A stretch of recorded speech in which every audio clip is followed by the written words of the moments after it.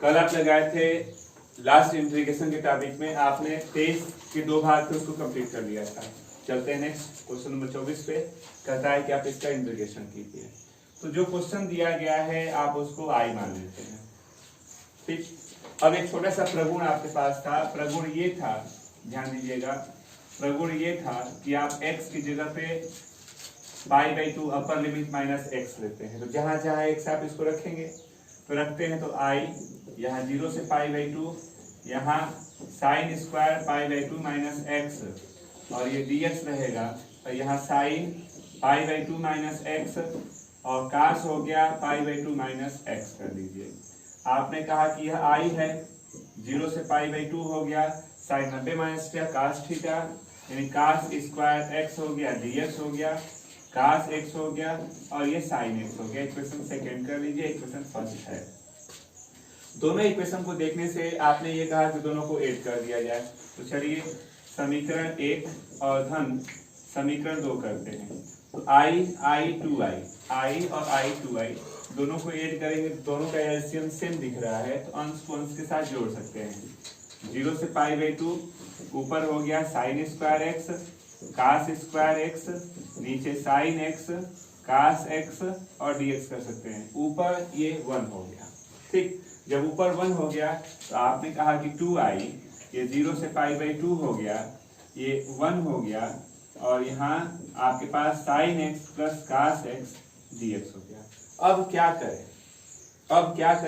अगर हम नीचे वाले की बात करते हैं तो नीचे वाले में आपको मालूम है कि इसको हम लंब रूप में कन्वर्ट कर देते हैं, क्योंकि साइन को मानेंगे कुछ भी तो ऊपर कास आती है, कास को मानेंगे साइन आती है, ऐसा कुछ नहीं है।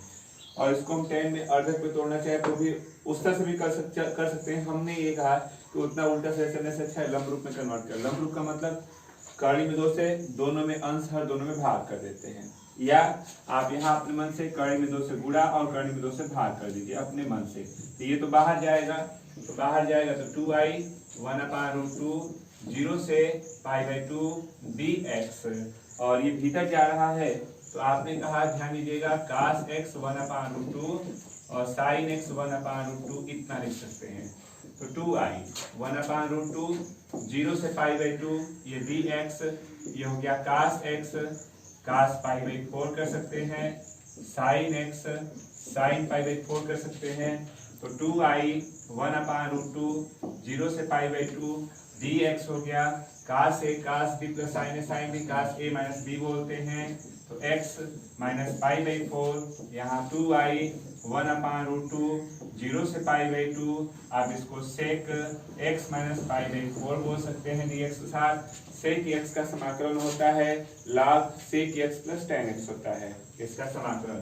तो यहाँ 2i 1/√2, यहाँ समाकलन है log सेक x, तो सेक x हो गया और प्लस tan x कर सकते हैं, तो ये tan x हो गया, ये हो गया इतना। और लिमिट चल रहा है आपके पास कितना, 0 से पाई/2 का।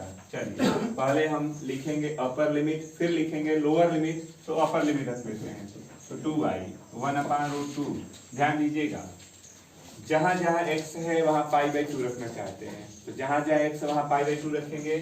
तो यहाँ हो गया log पाई/2 यानी पाई/2 में से पाई/4 जाएगा तो पाई/2 ही बचेगा, पाई/4 बचेगा। तो सेक पाई/4 प्लस tan पाई/4, तो सेक पाई/4, सेक 45 का मान √2 और tan 45 का मान 1।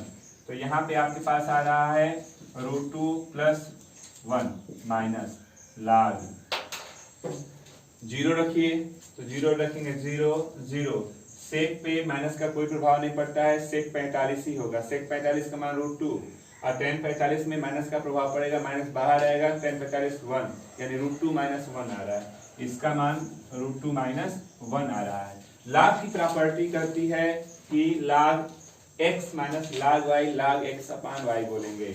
तो यहाँ पे हो गया 2i 1/√2, ये हो गया log √2 प्लस 1 √2 माइनस 1, परमेकरण कर लीजिए, √2 प्लस 1 से गुणा और भाग कर लिया। अब आपने कहा कि थोड़ा सा जगह कम है, ध्यान दीजिएगा। अब आपके पास जो रिजल्ट बच रहा है ध्यान से उसी को सही कर लेते हैं। तो ये हो गया 2i 1/√2, ये हो गया log, सुनिए यहाँ से ऊपर होल का स्क्वायर हो गया, तो √2 + 1 का होल का स्क्वायर, √2 का स्क्वायर माइनस 1 का स्क्वायर, 2 में से 1 गया 1, तो ये 1 हो गया। log की प्रॉपर्टी को अगर हम लोग थोड़ा सा फोकस करें, ध्यान दीजिएगा, तो log पूरे के पावर कुछ है तो पावर log से पहले आ जाता है, तो पावर को अगर हम पहले करेंगे तो 2i √2 2 आ रहा है पहले, तो 2/√2 log √2 + 1, तो ये होता है 2 से 2 कटा, i की वैल्यू 1/√2 log √2 + 1, ये है आपका आंसर। नोट कर लें। चलिए जी, नेक्स्ट क्वेश्चन नंबर 25 आपको दिख रहा है। 25 में आपने देखा कि यदि हम इसी क्वेश्चन को अगर लिखना चाहें तो 0 से π/4 sin cos 2x 1/cosec को आप साइन बोलते हैं, dx कर सकते हैं, ऐसा कुछ। अब अगर हम यहाँ मान लेते हैं क्या कि cos 2x को t माना, तो जिसको मानते हैं उसका अवकलन करते हैं, तो अवकलन करते हैं तो आपने कहा कि यह x है, cos x का होता है माइनस sin x, और 2x का दोबारा करेंगे तो 2 होगा, अवकलन में वह इंटू के साथ जाता है, यही समाकलन करते तो अपान में जाता है, तो इसका अवकलन आ रहा है -2 sin 2x dx dt, यानी आपने कहा कि sin 2x dx को -dt/2 बोलेंगे। यहाँ से हम लोग लिमिट को भी चेंज कर लेते हैं। लिमिट को कैसे चेंज करेंगे, अगर x की जगह पे π/4 रखते हैं, π/4 रखिए तो π/2 हुआ। cos 90 का मान होता है 1 0, cos 90 का मान 0 होता है, cos 90 का मान कितना होता है 0 हो गया। अब आते हैं यहाँ पे, अगर 0 रखते हैं तो cos 0 की वैल्यू होती है 1 हो गया। अब आपने अगर ध्यान दिया तो आपका क्वेश्चन चेंज हो रहा है, ध्यान दीजिएगा, लिमिट 0 से 1, लिमिट 0 से 1, आपने कहा कि यह t है तो sin t हुआ, sin t, और यह टोटल रिजल्ट आपने कहा -1/2 dt, तो -1/2 और बच गया dt, यह आई चल रहा था। आपने कहा कि ये जो लिमिट है अगर हम आपस में चेंज करते हैं, अपर को लोअर और लोअर को अपर में करते हैं तो माइनस बाहर जाएगा, तो माइनस बाहर जाएगा तो आई 1/2 0 से 1 sin t dt हो गया, y 1/2 sin t का समाकलन होता है, sin t का समाकलन होता है cos t माइनस के साथ, तो यहाँ पे हो गया -cos t 0 से 1 i 1/2 माइनस बाहर कर लीजिए, cos t पर अपर लिमिट रखते हैं cos 1 और cos 0, तो i is equal to -1/2, cos 1 को 1 ही रहने दीजिए, cos 0 की वैल्यू 1 होती है। आप ज्यादा से ज्यादा करेंगे तो माइनस को भीतर ले जाइए, 1 - cos 1, ये है इसका आंसर। नोट कर लें। तो अगर हम लोग ध्यान दें तो आपने कहा कि पहले लिमिट को अगर भूल जाए तो इसका इंटीग्रेशन कैसे करना है, तो आप परिचित हैं। इंटीग्रेशन आपका ये दिख रहा है, इंटीग्रेशन बाय पार्ट्स, खंडशः समाकलन, जिसको आप बोलते थे फर्स्ट सेकंड लेके चलते थे, ठीक। तो आपने कहा कि यह आई हो गया, चलिए x² पहला पद, दूसरे का समाकलन तो कोसेक स्क्वायर x का समाकलन माइनस काट x हो गया, माइनस पहले का अवकलन 2x और दूसरे का समाकलन ये काट x हो गया, dx हो गया। फिर आप इसको फर्स्ट सेकंड मानते हैं क्योंकि अभी क्लियर हुआ है ये इंटीग्रेशन। तो आपने कहा कि i -x² काट x + 2, फिर आपने कहा पहला पद काट x, दूसरे का समाकलन तो काट x का समाकलन log sin x होता है, काट x का समाकलन हो गया log sin x माइनस पहले का अवकलन 1, ये हो गया log sin x dx कर सकते हैं। इसको अगर हम अलग अलग तोड़ते हैं, i -x² काट x और plus 2x log sin x और -2 integration log sin x dx। थोड़ा सा सुन लीजिए ध्यान से, ये लिमिट चल रहा है इसके लिए 0 से π/2, इसके लिए भी लिमिट चला 0 से π/2, इसके लिए लिमिट चला है 0 से π/2। अब अगर हम अलग अलग ही करना चाहें तो ध्यान दीजिए, काट 90 0, अनंत का उल्टा 0, काम खत्म। 0 x की जगह देखिए पहले अपर लिमिट रखा तो काट 90 की वजह से 0 हो गया, माइनस लोअर लिमिट रखेंगे तो x की जगह 0 रखा तो इसके कारण 0 हो गया, इसका काम खत्म, अपर लोअर दोनों से 0 हो गया। यहाँ भी आ जाइए, sin 90 का मान 0, sin 90 का मान 1, साइन 90 का मान 1 और log 1 का मान 0, काम खत्म। और 0 की वजह से 0 हो गया, दोनों काम खत्म, रखने की कोई जरूरत नहीं है, बस यहाँ हमको वैल्यू रखना है। तो आपको हमने कल याद होगा, बहुत अच्छे बच्चे आप लोग हैं तो आप याद होगा, तो कल हमने एक छोटा सा फार्मूला बताया था, 0 से pi by 2 log sine theta D theta minus 1/2 minus lower minus upper limit minus pi by 2 log 2 था, कुछ ऐसा था रिजल्ट। तो यही वाला फार्मूला हमको यहाँ दिख रहा है, चलिए रख लेते हैं। रखेंगे तो आपके पास रिजल्ट क्या हो रहा है, चलिए रख लीजिए इसी रिजल्ट को। आई हो गया, ये 0 0 छोड़ दीजिए, -2 था, इसका रिजल्ट हुआ माइनस अपर लिमिट log 2 कर सकते हैं। तो देखिए 2 से 2 कर गया, माइनस माइनस प्लस, आई की जगह पे कितना आया log 2, और आप देख सकते हैं यही प्रूव करना था, नोट कर लें। नेक्स्ट क्वेश्चन आपको दिख रहा है, बहुत ही सिंपल सा क्वेश्चन, नॉर्मल क्वेश्चन है, हमको इतना प्रूव करना है। हमने कहा कि जो क्वेश्चन दिया है वह आई हो गया, 0 से पाई दिया गया है e के power cos x dx, e के पावर cos x, e के power minus cos x, equation first कर लीजिए। इसके बाद इसको देख करके आपने कहा कि प्रगुण ले सकते हैं, x की जगह पे पाई माइनस x रख सकते हैं। चलिए रखिए, रखते हैं, तो 0 से पाई, यहाँ e के power cos pi minus x, e के power cos pi minus x, e के power minus cos pi minus x, और ये dx कर दीजिए। ये i हो गया, 0 से पाई हो गया, cos 180 minus theta, minus cos theta होता है, माइनस बाहर हो जाएगा, e के power minus cos x, e के पावर माइनस cos x, और e के पावर ये पॉजिटिव हो गया, माइनस माइनस के कारण इक्वेशन सेकेंड। हमने कहा कि समीकरण 1 और 2 दोनों को जोड़ दीजिए। अगर हम समीकरण 1 और दोनों को जोड़ देते हैं तो आपने कहा ध्यान दीजिएगा, i 2i, तो यहाँ 2i, दोनों का जो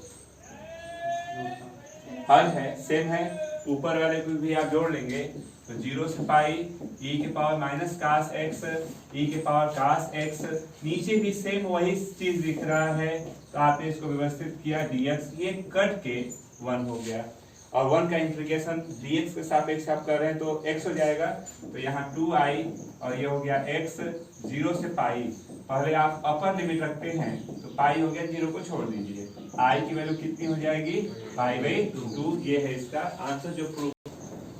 इस क्वेश्चन को अगर हम लोग देखते हैं, हमको इतना प्रूव करना है, ठीक है, तो आपने कहा कि जो क्वेश्चन है आप उसको i मान लीजिए, 0 से पाई बाई 2, यहाँ cos x dx 1 plus cos x plus sin x कर देते हैं इक्वेशन फर्स्ट।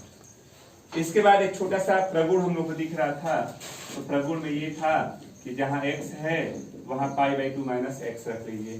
चलिए रखते हैं, तो i ये हो गया 0 से पाई बाई 2, यहाँ cos pi by 2 minus x कर सकते हैं, dx कर सकते हैं, cos pi by 2 minus x और sin pi by 2 minus x कर लीजिए। अगर थोड़ा सा व्यवस्थित करते हैं, सुनिए पर ध्यान से, 0 से पाई बाई 2 ये हो गया sin x dx 1 plus sin x और plus cos x, equation second कर लीजिए।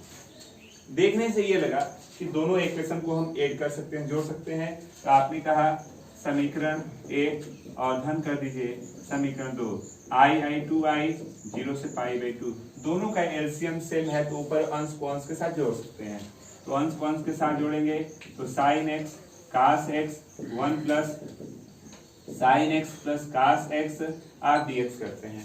आप देखिए दोनों ऊपर और नीचे दोनों बराबर भागते हैं, तो हमेशा ऊपर वाले को छोटा रखा जाता है, तो चलिए भाग देते हैं, आप भाग दे सकते हैं, हम जाकर व्यवस्थित कर दे रहे हैं। कैसे व्यवस्थित करते हैं सुन लीजिए, अगर 0 से पाई बाई 2 है, 1 minus 1/1 plus sin x plus cos x, हम ऐसे भी तो लिख सकते हैं, आप एलसीएम लेके देख लीजिए, 1 से 1 कट जाएगा, वही सेम चीज है।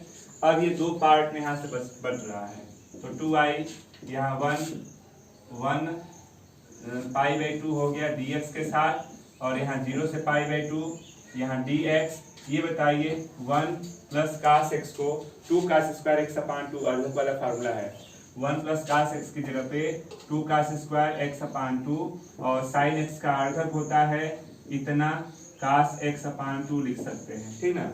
इसमें से हमको cos x कॉमन दिख रहा है, cos x/2 आपने कहा कि 2i, इसका इंटीग्रेशन दिख गया x होगा, तो 0 से π/2 हो गया।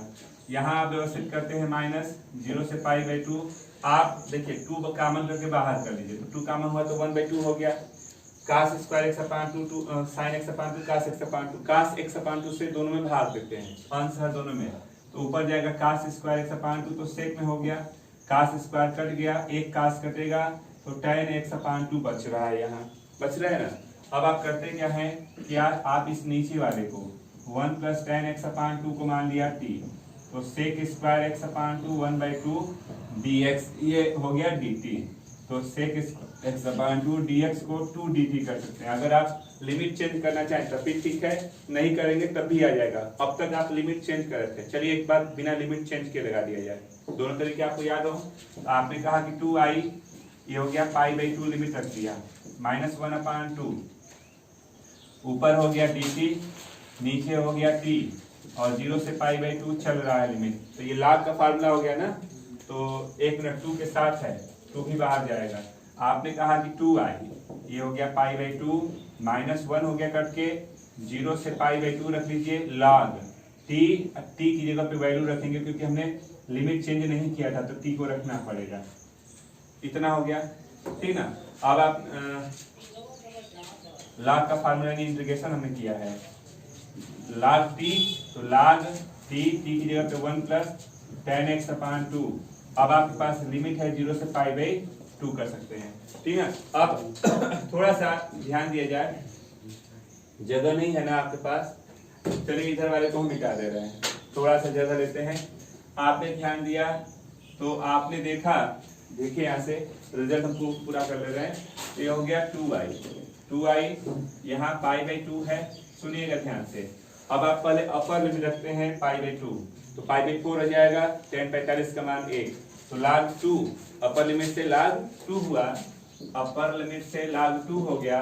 और अगर 0 रखेंगे तो 0, log 1 का मान 0 छोड़ दीजिए, ये 0 हो गया। यानी आपके पास रिजल्ट है π/2 माइनस log 2 कर सकते हैं, i की वैल्यू π/4 1/2, π/4 1/2 log 2। आप देख रहे होंगे कि राइट हैंड साइड आपको यही प्रूव करना था, नोट कर लें। आपका ये लास्ट क्वेश्चन 30 नंबर लग गया, और यहाँ आपका ये इंटीग्रेशन पूरा जो मनोरी की बुक में दिया हुआ पूरा का पूरा इंटीग्रेशन आपका यहाँ समाप्त होता है। नेक्स्ट डे अगले टॉपिक के साथ आ जाएगा, तो आज के लिए बस इतना ही रहने।